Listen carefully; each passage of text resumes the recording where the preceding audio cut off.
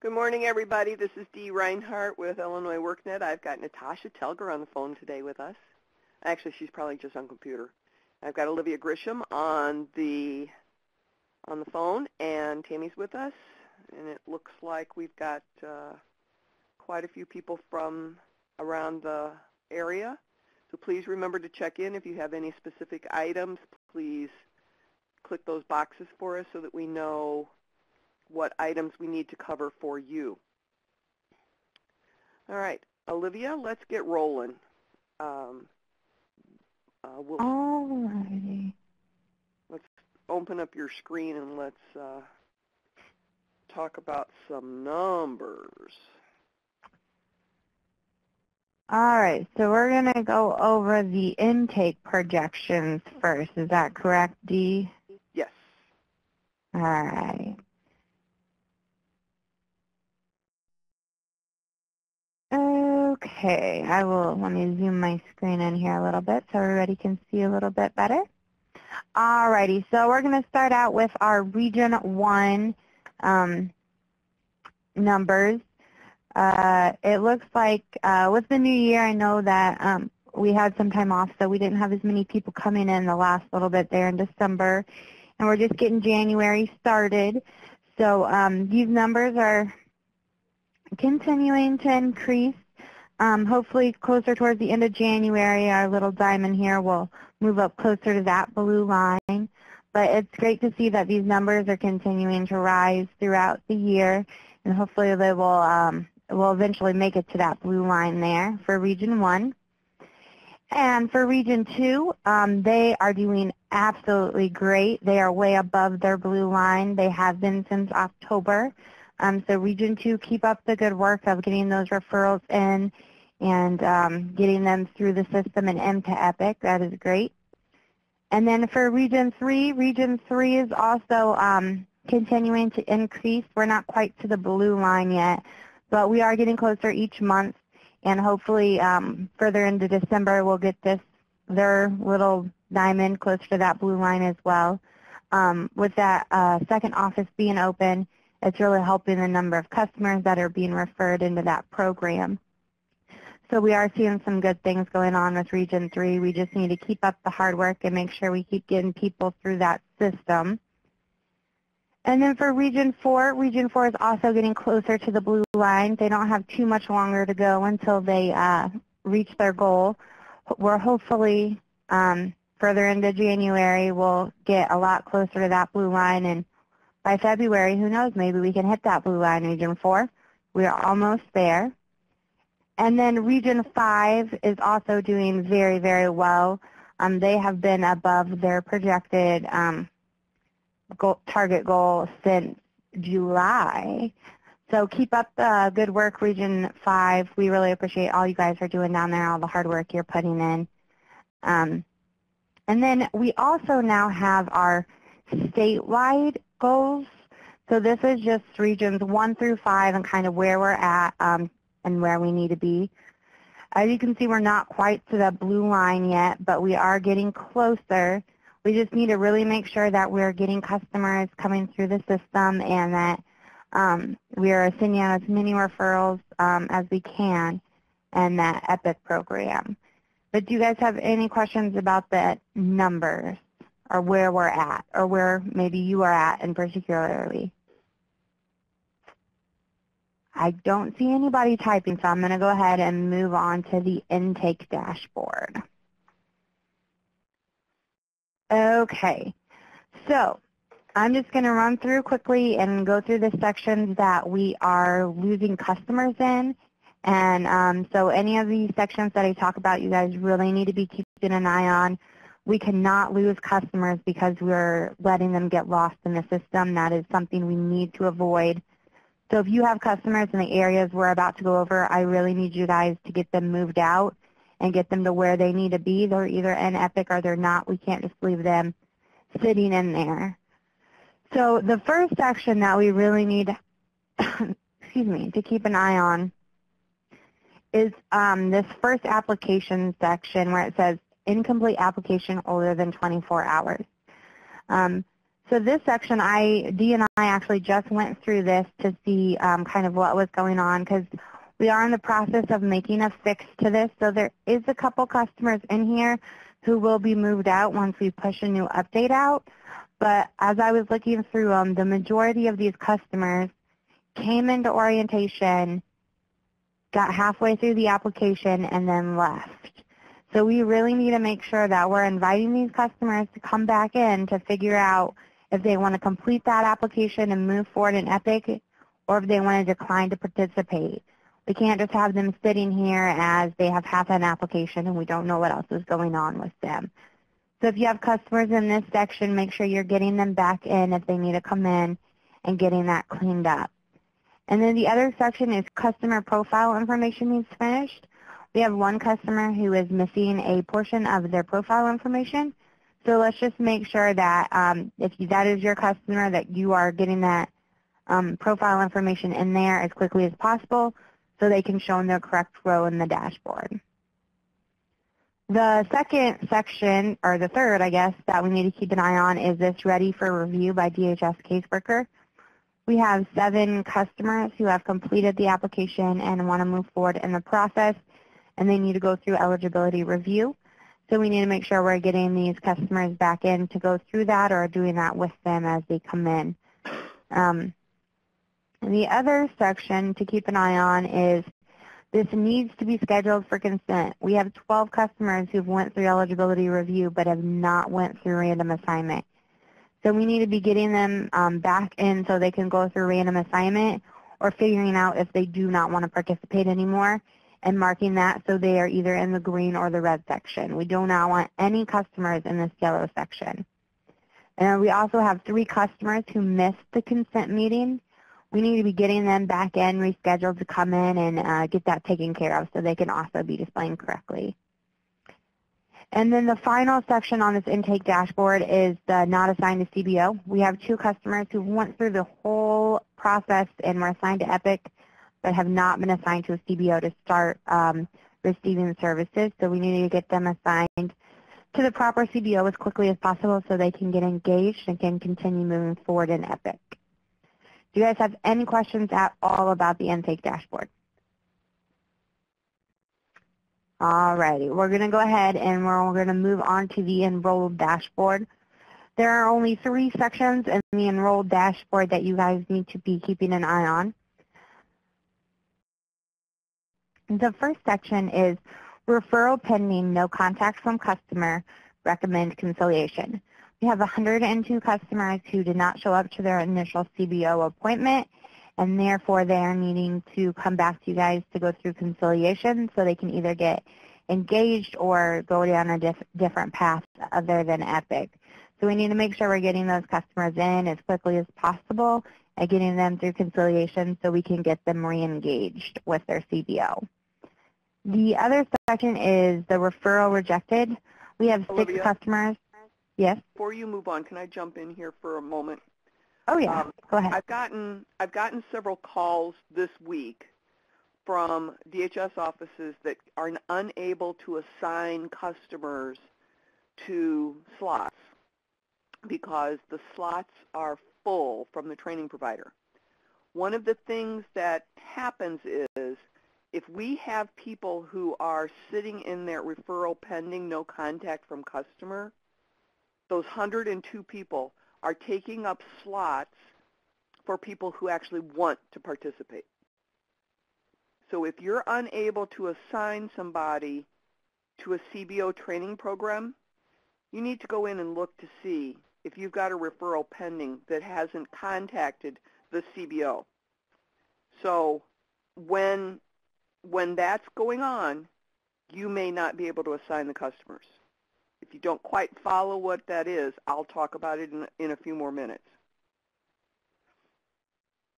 Go ahead, Olivia. All righty. So the next section is the referral rejected. We have 6 customers who were assigned to a CBO and did show up to their CBO appointment, but for various reasons, they were not a good fit for that training program. They may have not met the minimum qualifications, or they could have showed up to the CBO and told the CBO they were interested in a different career pathway.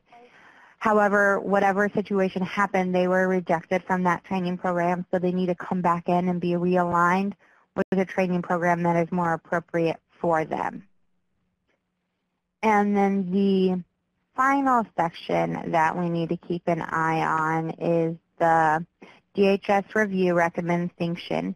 We have 28 customers who have been through the conciliation process with the CBO, and they either did not show up to their conciliation appointment or did not agree to the terms of the conciliation, and therefore the CBO recommended them for sanction. We really need to make sure we're staying on top of these customers because, as all you guys know, these conciliations are only good for 30 days. So if we're not getting them in to go through sanction with them in that time, then all the work the CBO put in for the conciliation doesn't really, I guess, mean a lot because you guys are just going to have to do conciliation with them again to make sure that it's falling in that proper time frame. So do you guys have any questions at all about that Enroll Dashboard? I don't see anybody typing. All righty. Okay, so let's talk about primary contact messages. One of the things that we've just recently completed, and I'm going to pull my screen up as soon as Olivia's done moving hers around, is we set up a system. The programmer finally had time to get to this. We set up a system in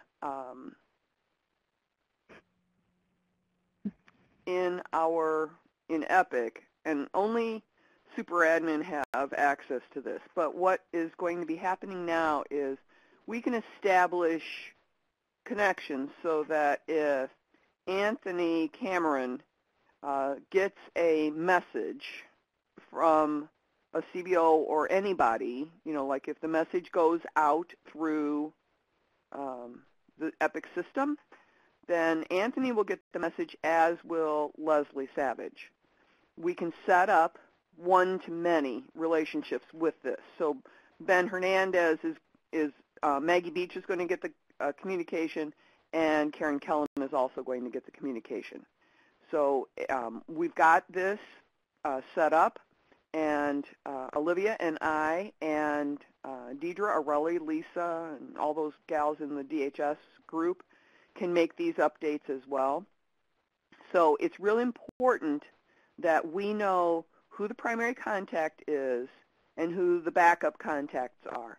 So if you can work that through Deidre, it's best because then she knows who they are as well.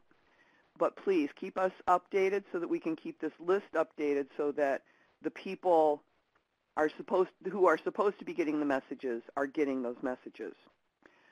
Another feature that we have that's available on test right now, we're hoping to get this pushed out by the end of the day so that you'll see this on Monday. On a customer profile now, the CBO as well as DHS have the ability to change a customer's address information. And so you can change their, now I'm logged in as a super admin, so you'll see the Social Security number here. All of the super admins, Olivia, me, Deidre, Aurelie, Lisa, can all change Social Security numbers in Epic. You still have to call EPIS to make those changes for the Social Security number. But what we have added is the ability to change a phone number, what type of phone number it is, where the address is, excuse me, city, and zip code. So what's nice about this is if somebody changes the address, so I'm going to change this number here to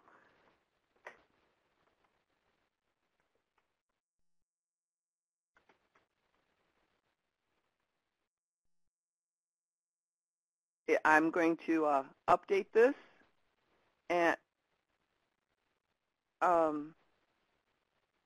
we're going to have to fix that.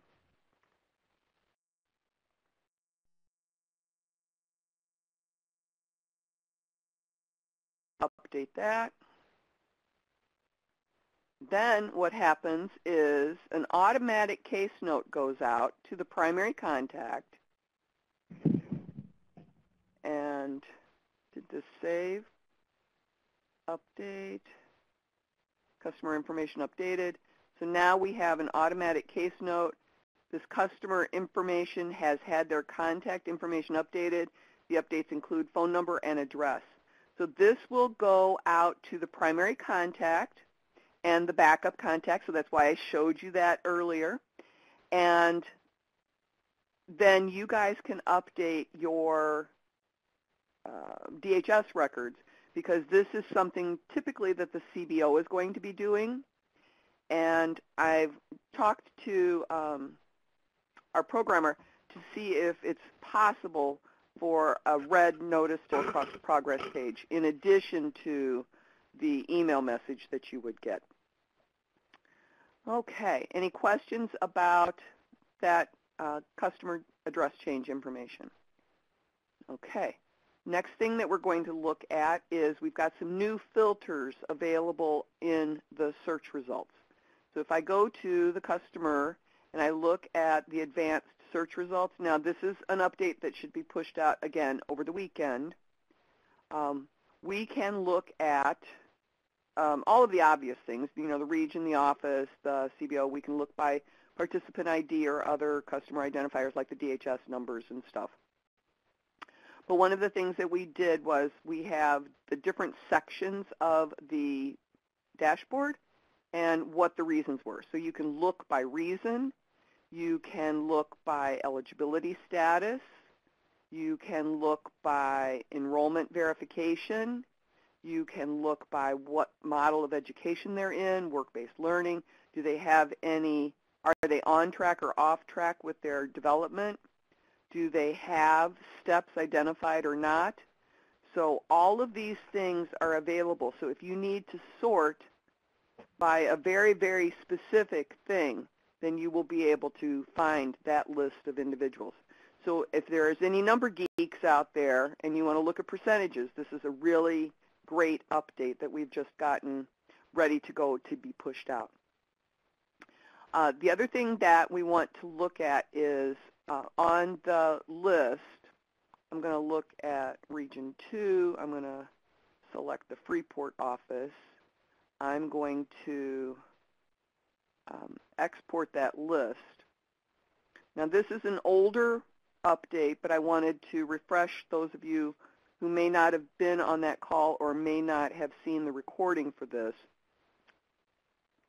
But on the exported list now is the last case note. And as you can see, there are no case notes here. But what it shows is the last case note from the profile, what the date was, and who uploaded it. So if you're trying to figure out why a customer was in referral rejected or why a customer maybe didn't make contact, if the CBOs are putting in their case notes, then that's how you can check to see when the last communication was, as well as you guys should be adding case notes when you're doing something with that customer as well. So this is a way that all of us can track what's going on. And I love this update because this at least lets you know, okay, well, nothing's in there, so I can't do anything with this. I'm going to have to do a little bit more digging. Or, oh, great case note. I know that so-and-so did this, and it's great information. So that's something that I really think is a great feature. Now, we alluded to this a little bit ago with the cannot assign to programs that are full. One of the problems is that some of the more popular classes are beginning to fill up. So for example, the CDL program out in Rockford is full. But we do have about 7 people in that particular program who haven't been in touch with the area. Maybe they haven't been sanctioned, but they're maybe just not eligible. Maybe they're not eligible for 3 months. Part of the program design is if the customer is no longer eligible, they no longer receive services. That means that they're out of the program. That means that a slot opens up for another customer. So it's incumbent upon you guys to keep track of who's actually eligible and who's not, because if that person then becomes eligible and there still happens to be a slot available for them, they can go back into the program. But if there's not, oh well, they're out. So we really need to keep on top of the no contact from initial customer. No contact from the initial appointment by the customer, and the conciliation requests from the offices for people who have gone through conciliation and did not comply. Those slots are there for other people, but they're not able to be there because DHS hasn't done their job yet. Okay. One of the other things that I need to show you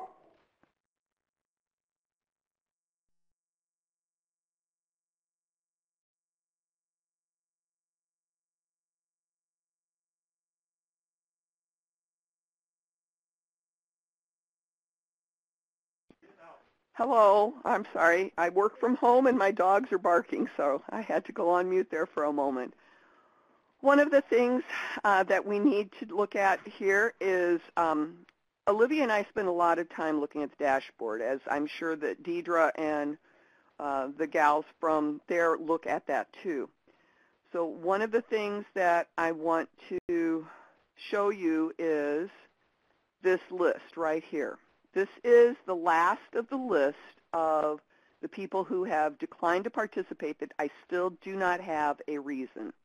I've got 3 people from the Cal Park office. I've got 3 people from the Southeast office, and I have 2, 3, 4, 5, 6, 7, 8, 9. I have 11 people from the Mount Vernon office. I need these cleaned up today, please. So if you can go in and find your list of people, you should have received an email from Deidre with this list. If you could please clean it up. We're down to 18 people. It was 36 on Tuesday. So some of you have taken care of this. I need these last few cleaned up, please. And then last but not least, from me, and I'm going to try to make this a little bit bigger, we have a fix coming for the offices in Region 5.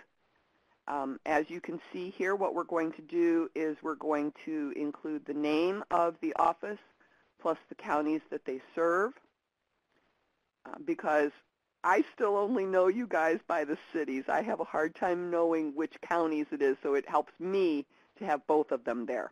So hopefully that works for everybody so that we can have that information available for those of us from upstate that need to know what's going on, and for those of you who are downstate that know what's going on.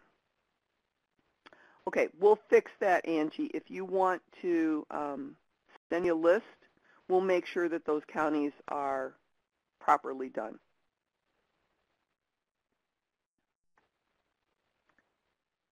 Okie doke. All right. I think we do, but Leslie, I think we do, but I will take a look at that, and it would probably be useful for Region 4 as well. So if you want to send Epic at Illinois WorkNet, let me type that in there. Mr. Hill, that was in test. So that's why I believe that's still labeled that way. So if you guys want to send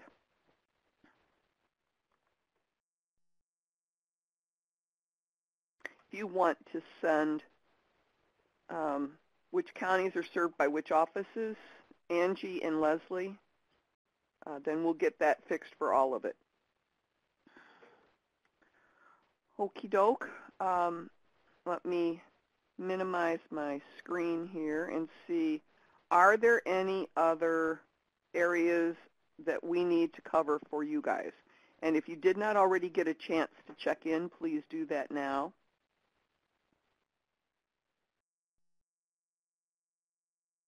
And Happy New Year to everybody. Tammy, do you need me to unmute you? Let me find you.